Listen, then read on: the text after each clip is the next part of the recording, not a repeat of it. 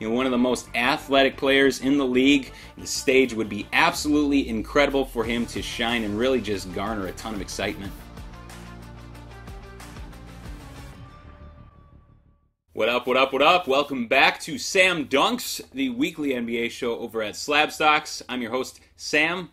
Please follow us on Instagram at SlabStox. Subscribe to us here on YouTube. And while you're at it, head on over to Twitter. I know you have one. Follow us there at SlabStox. I don't know why we don't have any traction on Twitter, but we should try and change that. So please go follow us, like, and retweet as many posts as you can. Try and get your friends involved. It's more fun if we have more people involved.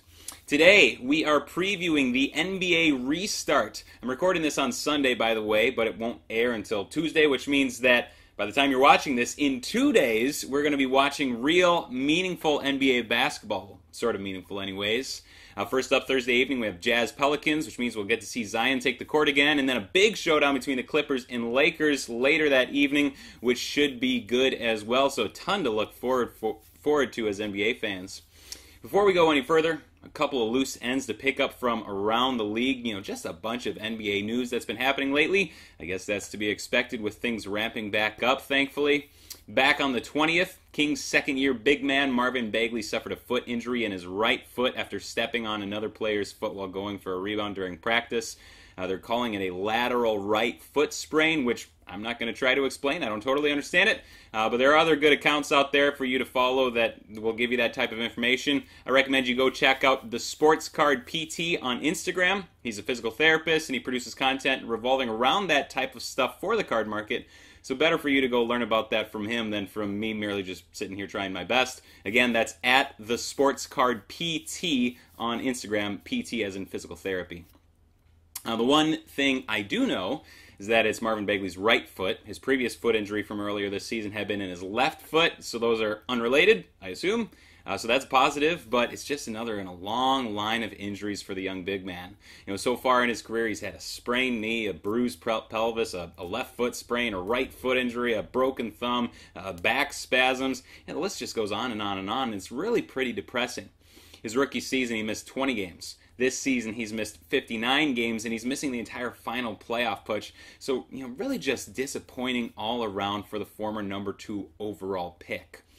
Now, if you have watched my show for a while, you probably know that I'm just kind of generally pretty down on Bagley overall. A big part of the reason is just due to all of these mounting injuries. He's just seemingly so injury prone, and it's a full contact sport, especially at his position.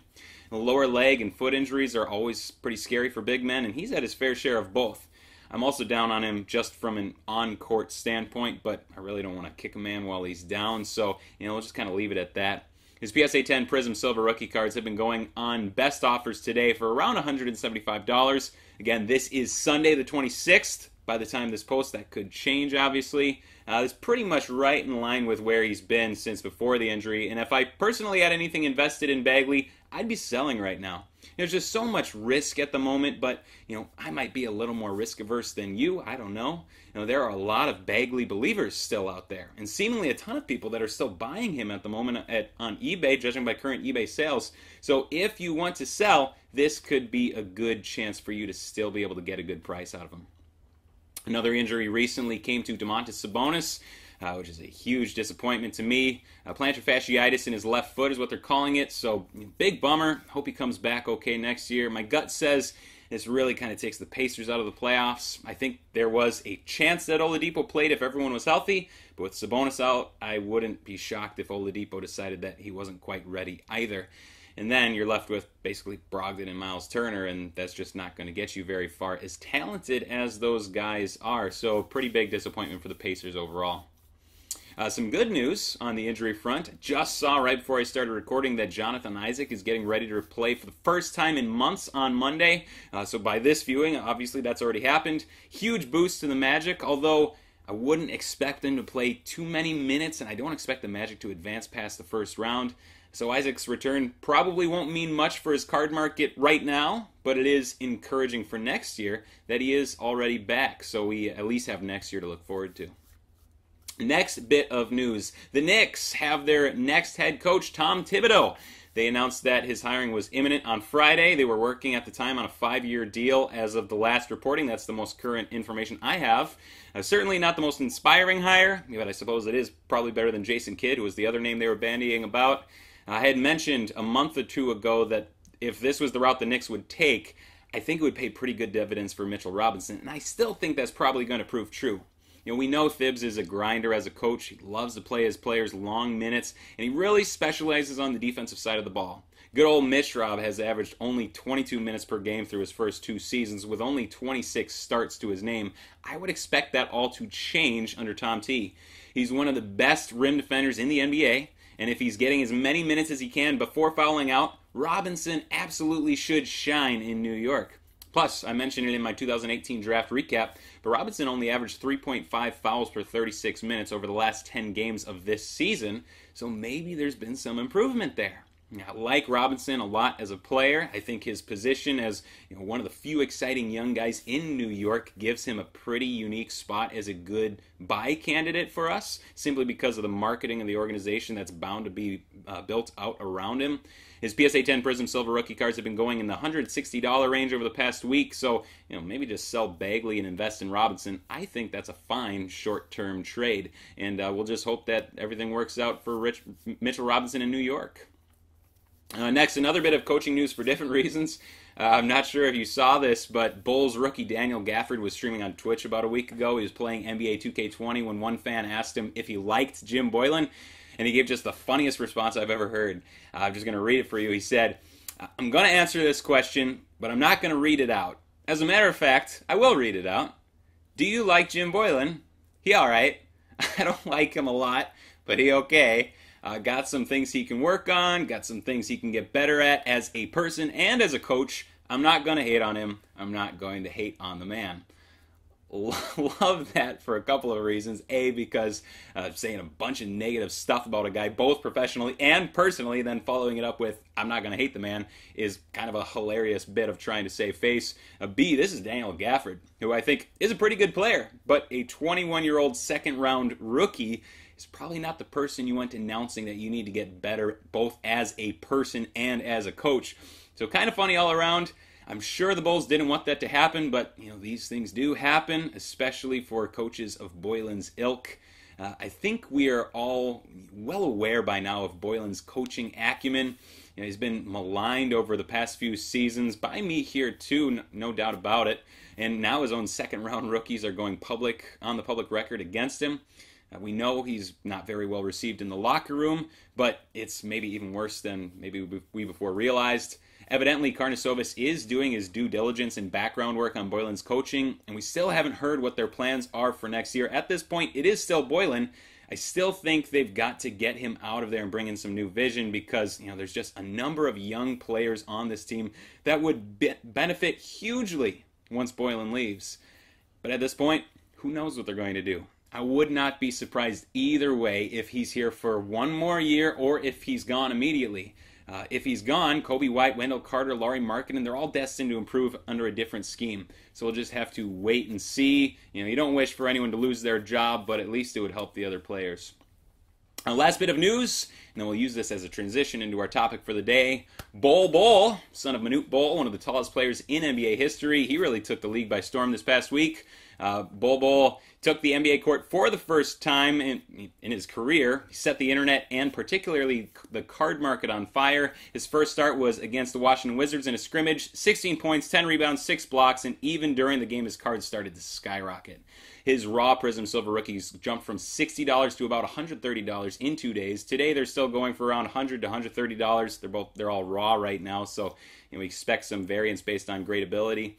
He played again on Saturday night, this time against the Pelicans, and he had some nice moments, but not quite as earth-shattering as before. 15 points, 3 rebounds, 2 blocks. Shot only 6 of 19 from the field, though. Now, you should not be buying Bol for $130 at the moment, in my humble opinion, because this is the same thing that we see every year in the NBA Summer League.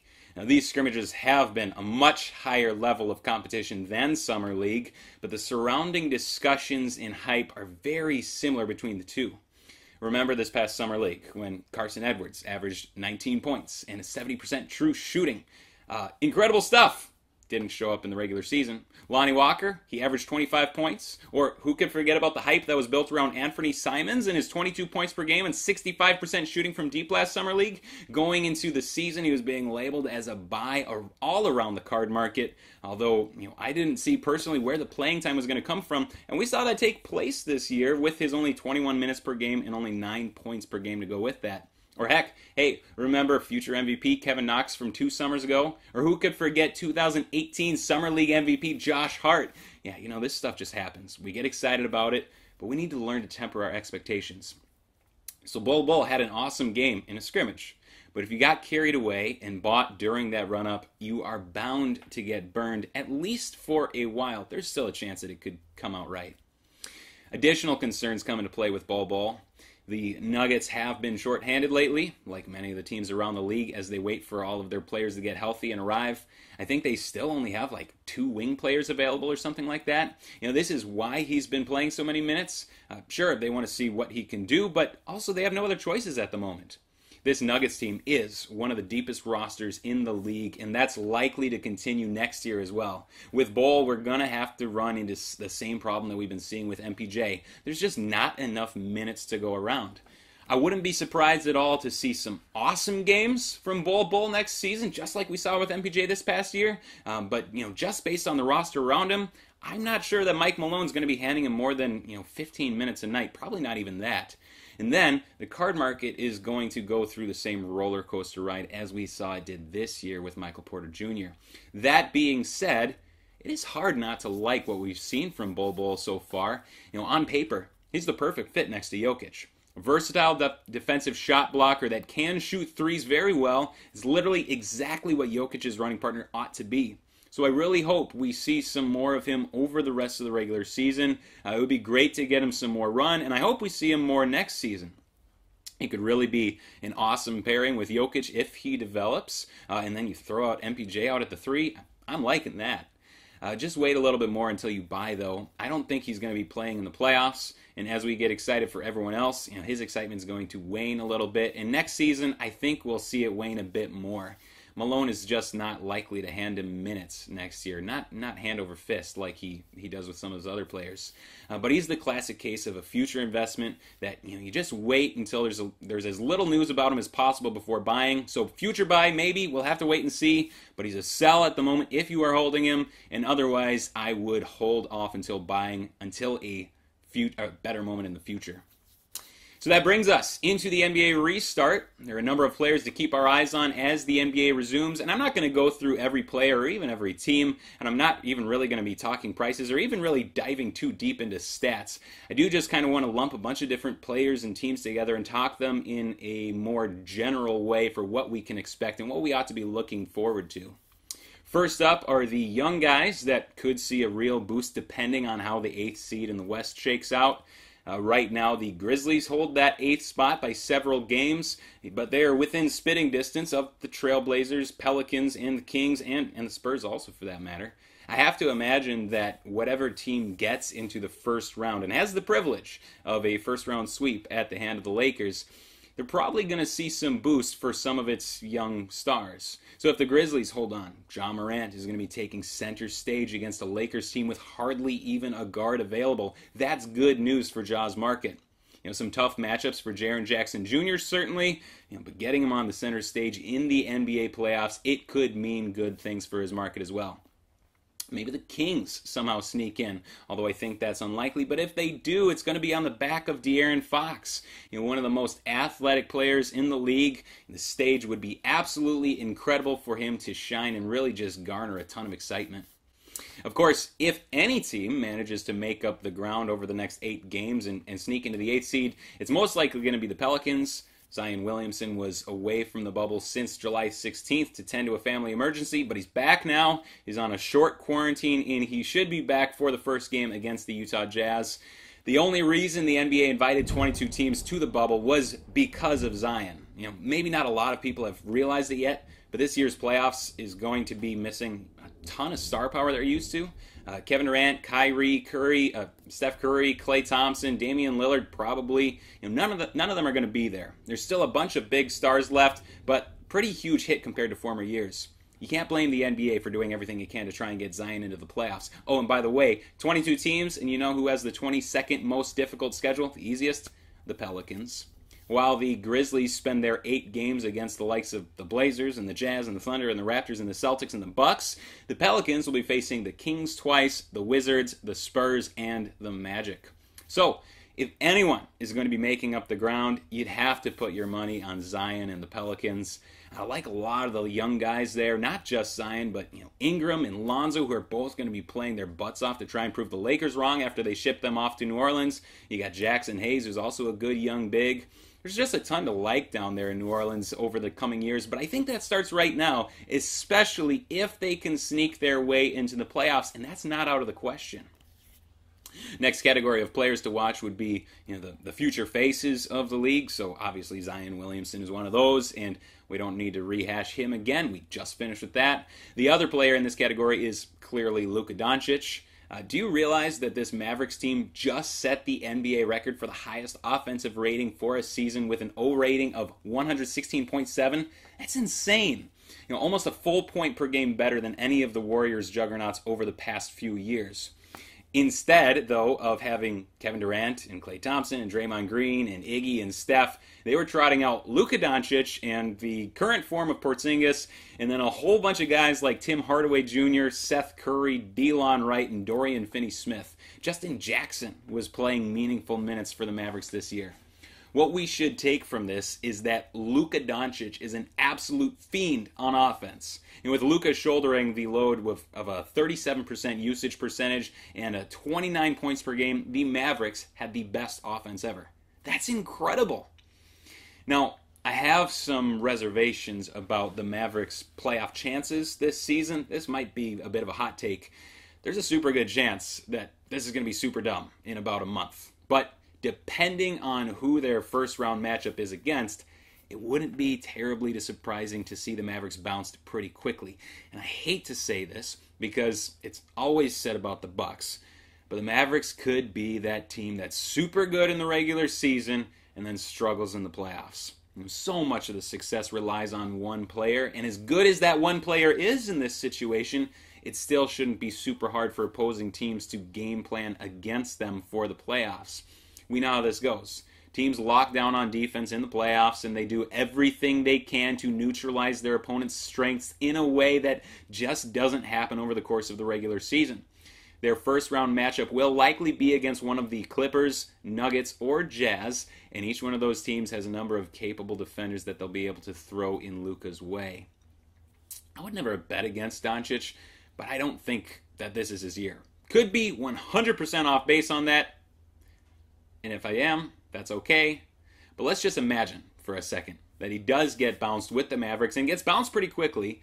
And with the general cynicism of NBA fans, it wouldn't be super surprising to see at least a little bit of a turn on him.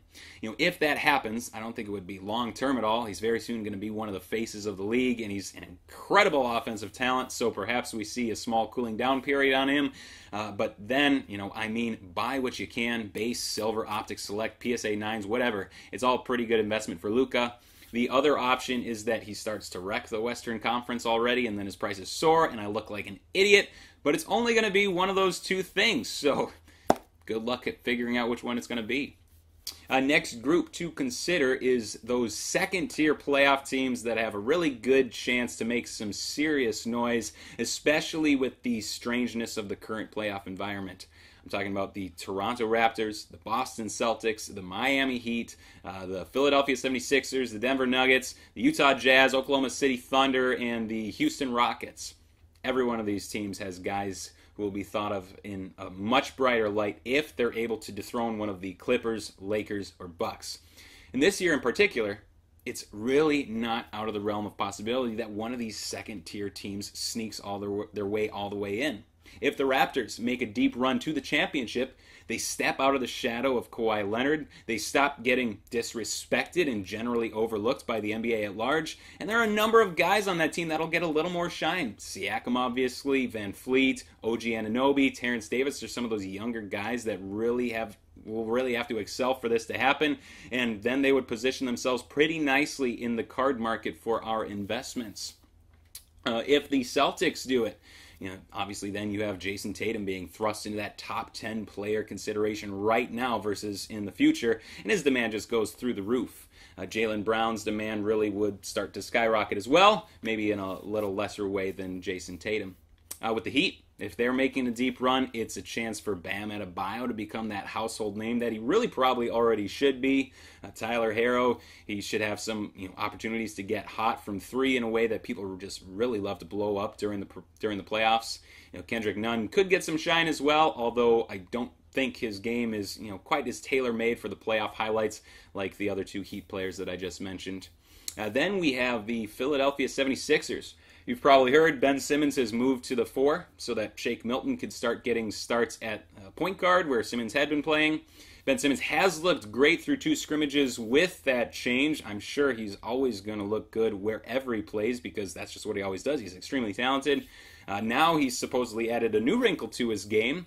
He's taken a few catch-and-shoot corner three-pointers, which is just about the easiest look that you can get around the arc, which is why so many big men stand in the corner during NBA games. But if Simmons brings that to an actual game, and he makes a 3, especially in the playoffs, you can just expect the internet to go crazy for a day over that. Then we have Embiid, one of the players that really has a chance to just show up and completely change the entire complexion of the entire postseason. If he shows up in shape and he's motivated, that could easily happen. And of course, in this pressure cooker type of setting of the NBA bubble, we'll really be able to get a sense for where the Sixers stand as a cohesive unit. If they can play together, that'll show up here. If they can't play together, and if there are moves on the horizon, maybe this offseason, it will be very apparent as we're watching. The Sixers probably have the biggest variance of possibilities in the entire postseason. The road to the finals for all of those teams is a little simpler since they only have to beat the Bucks to get there. Out west, it's going to be much more difficult since they basically have to beat both the Clippers and the Lakers to do it. I wouldn't expect the Thunder to be making that hurdle, nor the Jazz, although there are young guards on both teams that really would elevate their status if they can make those types of waves in the playoffs. And with the Jazz, we also have the Mitchell-Gobert storyline of, if they actually get along anymore. There's reportedly a whole ton of animosity after all the COVID-19 stuff with Gobert blew up, although supposedly they've made up by now. At least that's what they tell us. I guess we'll find out soon. Then we have the Rockets with their super small ball lineup that maybe gives them the best chance of any of these teams to make it to the Western Conference Finals at the very least, maybe even the championship. They're just kind of set up in a way that, with the playoffs being as weird as they are, they could really just mess with teams and make it far. I'm not sure we're going to see much benefit in cards if that's the case. Maybe a little bit with James Harden, although I kind of suspect for that from most NBA fans, Harden is just what he is. Really good, obviously, but he's James Harden, and he often plays the villain in most NBA narratives. Maybe that's unfair to him, but that's just kind of what it is. The Nuggets, they could make a splash, although I don't feel super confident that they will. I don't think we're going to see any Bol in the playoffs, and with the shortened bench, I'm not even sure that we're going to see much Michael Porter Jr. either, sadly. Although they would really like to have his steady scoring during the playoffs. So maybe Malone will surprise me, but I kind of just doubt that we'll be seeing a ton of action from him these playoffs. Hope I'm wrong, though, obviously, but most teams try to use like 7 or 8 guys during the playoffs, and maybe MPJ's outside of that. So then we're left with Jokic and Jamal Murray as the 2 big beneficiaries of a deep playoff run. I really think that this could be Murray's big breakout. A couple big shots at the end of a close game, and we'll see a big run in Murray, no doubt about it. And then finally, we have the 3 favorites, according to most people anyways, but I think obviously the 3 favorites are the Bucks, Clippers, and Lakers. All 3 of them, they have their alpha dogs who will be boosted if they win a championship. If Kawhi wins his 3rd championship with his 3rd team, he really solidifies his status as one of the transcendent talents of the decade. Of course, if LeBron wins, he's on his 4th ring, his 1st in the Western Conference, and it's with the Lakers. Pretty much everything of his should skyrocket then, even though it is already just astronomical. And then we have Giannis looking for his 1st ring, and obviously he's already expensive as it is, but there will certainly be room to grow in his market, especially if he tacks on MVP and Defensive Player of the Year, along with a Finals victory and likely a Finals MVP at that point. That would solidify him as the face of the NBA and the best player in the league moving forward, and we would see tons of benefit all across all of his cards all around the market. There are the secondary stars too, Paul George, Anthony Davis, and Chris Middleton, and they might see some action, although I kind of worry, at least with the first two of those, that the narrative would be that they couldn't do it by themselves, and then they rode the coattails of Kawhi and LeBron. Obviously, the same would be true of Middleton, but that narrative wouldn't enter into the conversation just due to the different statuses of the players. And so depending on how the national conversation goes around these guys, that could really swing the narrative. So they could be beneficiaries, or they could just kind of remain the same. I'm not sure. Not a whole ton of young guys on these three teams to get excited about, for card investors anyways. But we have Kyle Kuzma and Alex Caruso who could be beneficiaries.